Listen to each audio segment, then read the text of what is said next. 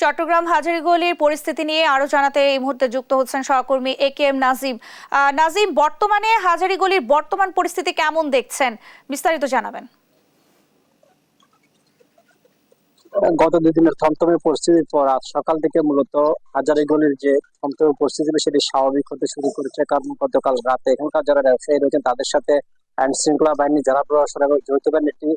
রুদ্রের বৈঠক, সেই বৈঠকের পর এখানকার ব্যবসায়ীদের আশ্বস্ত করা হয়েছিল যে আজ সকাল থেকে মূলত যৌথ বাহিনী এবং জেলা প্রশাসনের নেতৃত্বে যে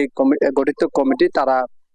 এসে এখানকার ব্যবসায়ী সমিতি নেতাদের সাথে বসে তারা দোকানগুলো খুলে দিবেন। তারই সুবাদে আজ সকাল থেকে মূলত জেলা প্রশাসন, আইন শৃঙ্খলা বাহিনীর সদস্যরা এবং জেলা প্রশাসনের একজন নির্বাহী ম্যাজিস্ট্রেট এসে মূলত এই হাজারীগুলি যতগুলো দোকানকে সিলগালা করা হয়েছে, তার মধ্যে ওষুধের দোকান, জুয়েলারি, এইসব দোকানগুলো তারা একে একে খুলে দিয়েছেন এবং তারা আশ্বস্ত করেছেন যে এই হাজারীগুলির যে আইন শৃঙ্খলা পরিস্থিতি নিয়ন্ত্রণে প্রশাসনের পক্ষ থেকে যতটুকু পদক্ষেপ নেওয়া দরকার তারা সেটি নিবেন। পাশাপাশি সার্বক্ষণিক এই হাজারীগুলির উপর নজর রাখা হবে যেন কোনো চক্র বা কোনো গোষ্ঠী এই হাজারীগুলিতে যেন অস্থিতির পরিবেশ বা একটি অস্বস্তিকর পরিবেশ সৃষ্টি করতে না পারে সেই জন্য। আর আমরা যেটি দেখেছি এখানে, আমরা সকাল থেকে যেটি ঘুরে দেখেছি হাজারীগুলির এখানে যারা সাধারণ মানুষ বসবাস করেন তাদের মাঝে এক ধরনের চাপা ক্ষোভ বা আতঙ্ক কাজ করছে, কারণ তারা যেটি বলছেন গত মঙ্গলবার রাতে ফেসবুকে একটি স্ট্যাটাসকে কেন্দ্র করে বা একটি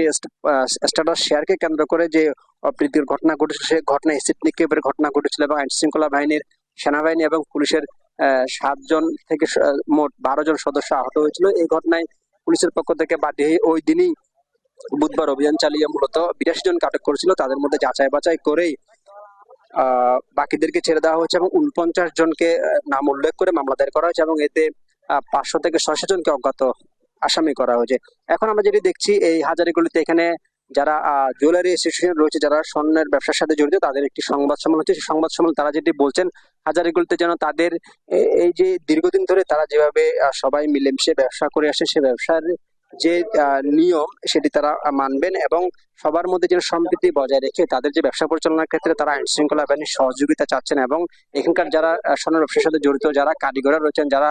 স্বর্ণ তৈরি করেন, তাদের জন্য নিরাপত্তা নিশ্চিত করা হয় এবং যারা দুষ্কৃতিকারী রয়েছেন এই ঘটনায় যারা জড়িত তাদের বিরুদ্ধে সুনির্দিষ্টভাবে তথ্য প্রমাণ নিয়ে তাদেরকে যেন আইনের আওতায় আনা হয় এবং এখানকার যারা ব্যবসায়ী তারা যেটি বলছেন কোন নিরহ মানুষ বা নিরহ ব্যবসায়ী, নিরহ দোকানদার বা এখানকার যারা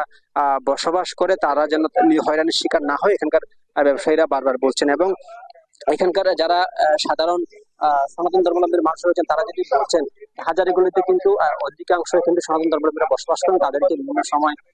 অপপ্রচার চালিয়ে তাদের উপর ট্রেক লাগানো হয় এবং তাদেরকে উগ্রবাদী বলা হয়। তারা যেটি বলছেন তারা নিরাপত্তার স্বার্থে আইন শৃঙ্খলা বাহিনীর সহযোগিতা চেয়েছেন এবং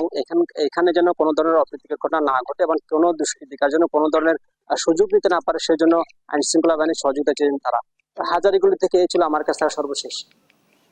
নাজিম, আপনাকে ধন্যবাদ। দর্শক, চট্টগ্রামের হাজারীগলি থেকে আমাদের সঙ্গে যুক্ত হয়েছিলেন সহকর্মী একেএম নাজিম।